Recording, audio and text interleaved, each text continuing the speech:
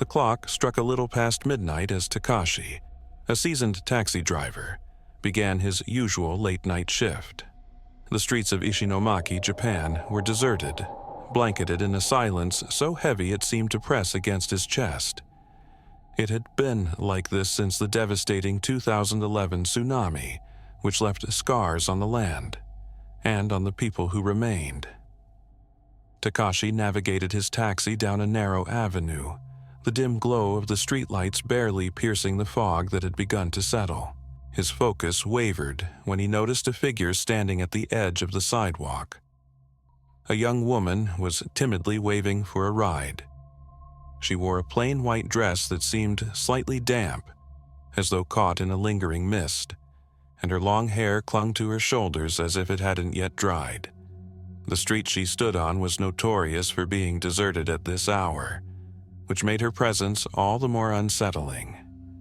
He pulled the taxi to a slow stop, the hum of the engine breaking the oppressive quiet, and rolled down the window.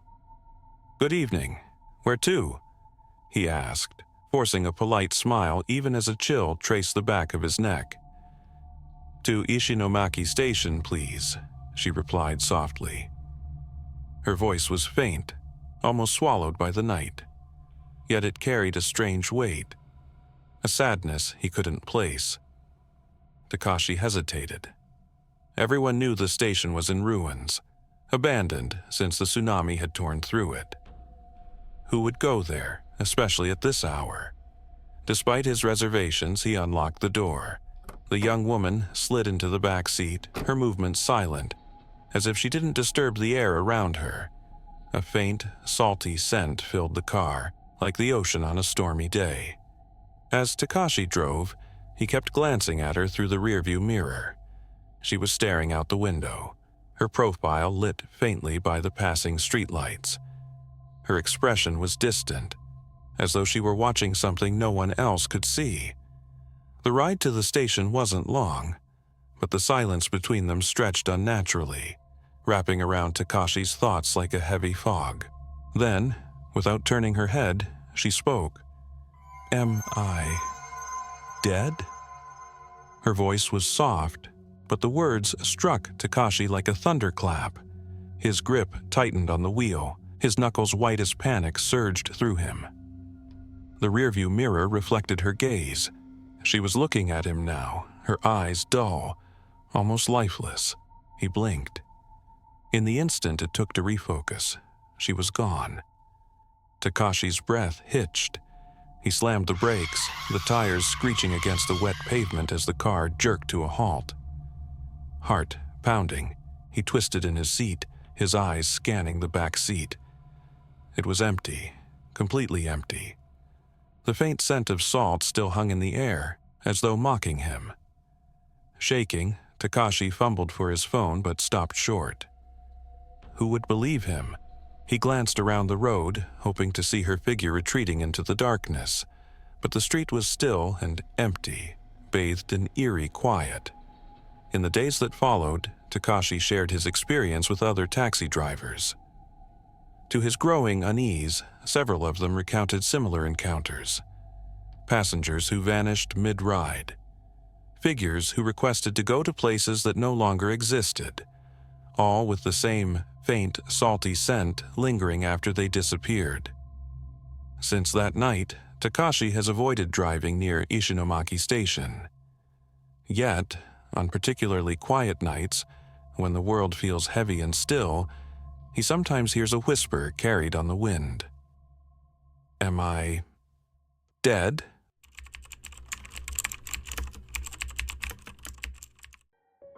The warm glow of São Paulo's city lights faded behind Carlos as his silver Toyota Corolla rolled into the quieter outskirts.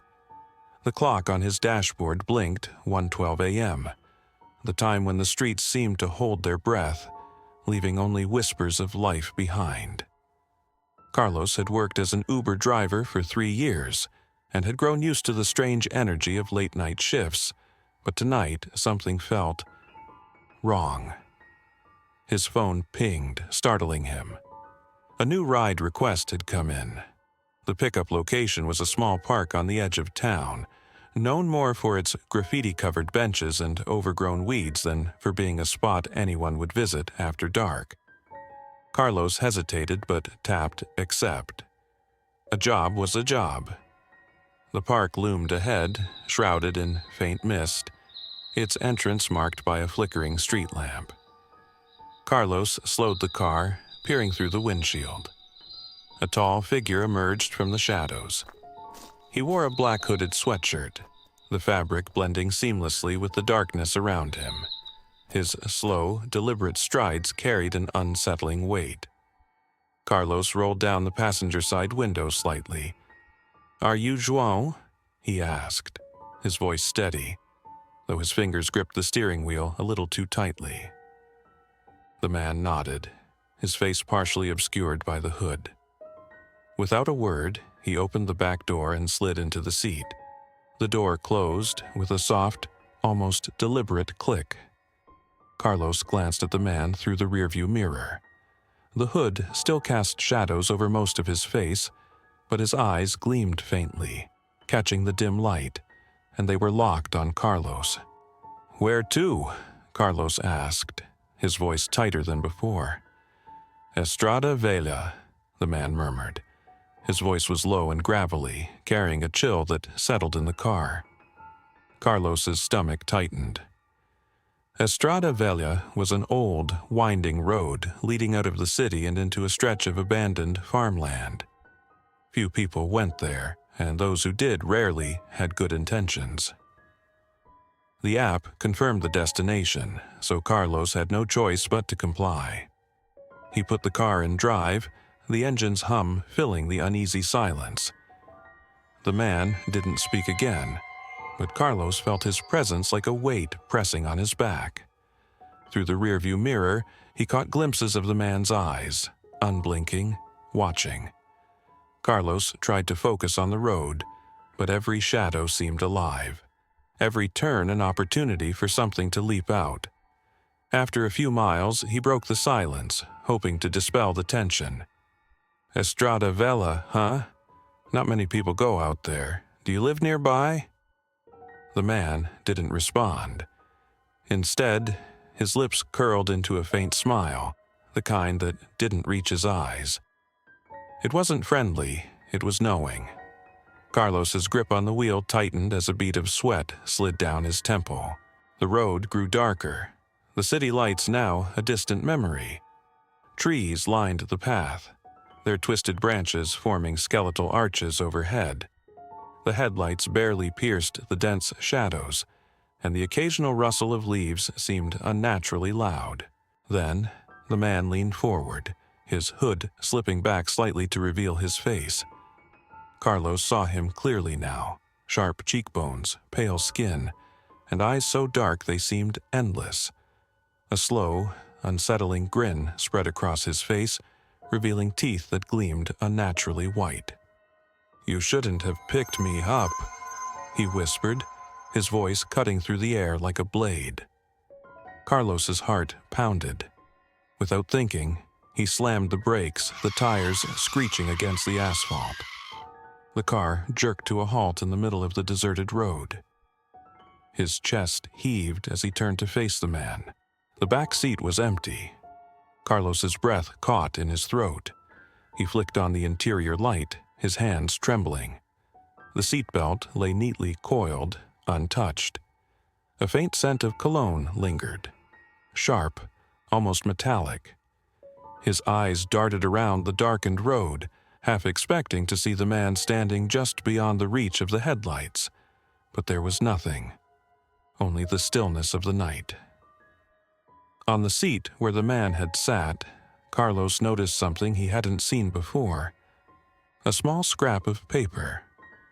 His shaking hands reached for it. Written in jagged, uneven letters were the words, "I'll see you again." Carlos didn't finish his shift that night. He sped back toward the city, checking the rearview mirror every few seconds, the faint smell of cologne still clinging to the air. For weeks after, he refused to drive past midnight, haunted by the man's grin and the chilling promise on the note.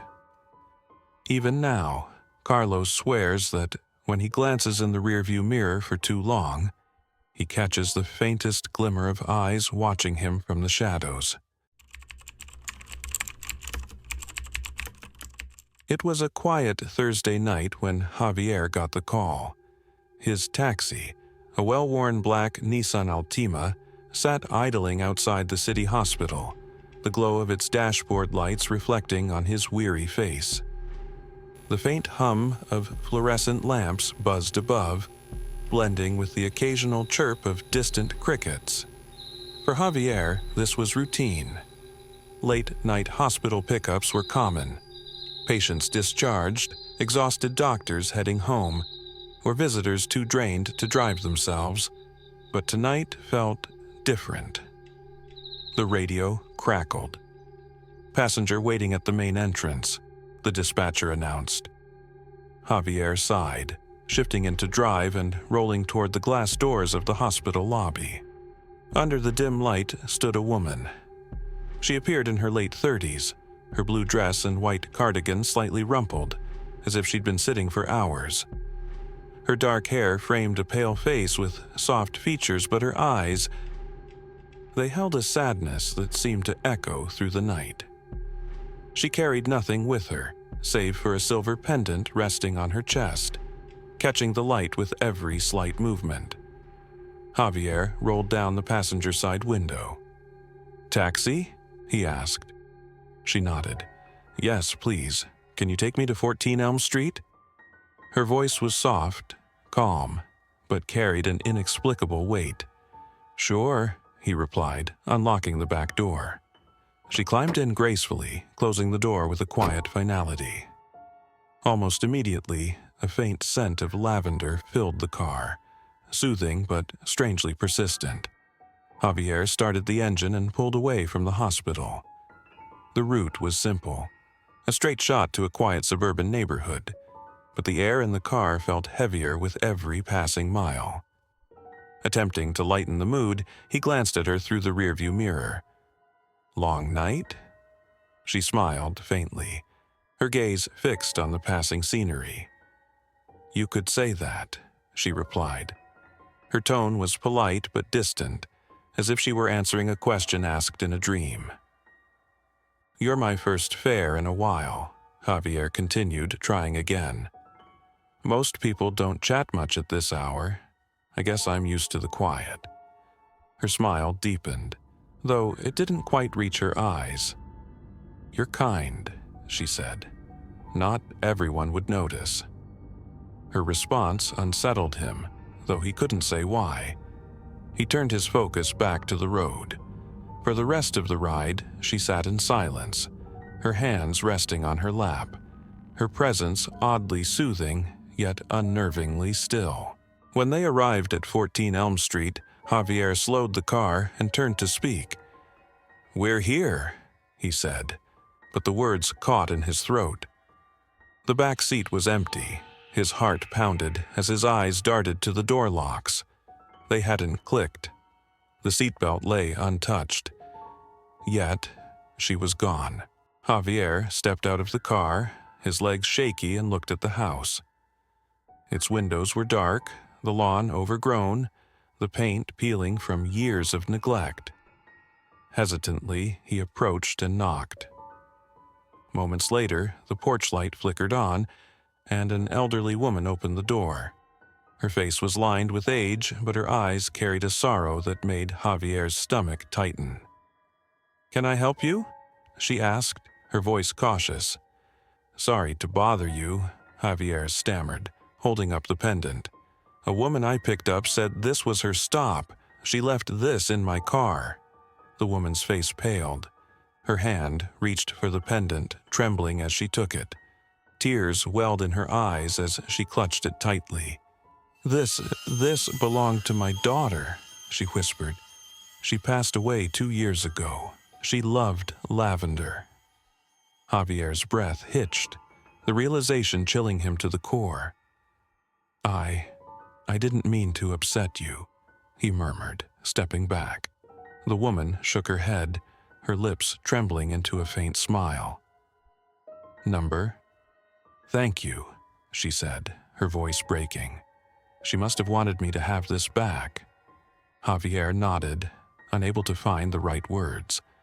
As he returned to his car, he noticed the lavender scent lingering stronger now, almost as if the air itself was holding on to her memory. He drove away, his hands trembling on the wheel, his mind racing. For weeks, the experience haunted him. He avoided the hospital at night, unable to shake the feeling of her presence. But even now, on still evenings when the city sleeps and the world feels heavy, he swears he catches a whiff of lavender in the air. And sometimes when he glances in the rearview mirror, he thinks he sees her reflection. A soft smile, her eyes watching over him, just for a moment, before fading into the shadows.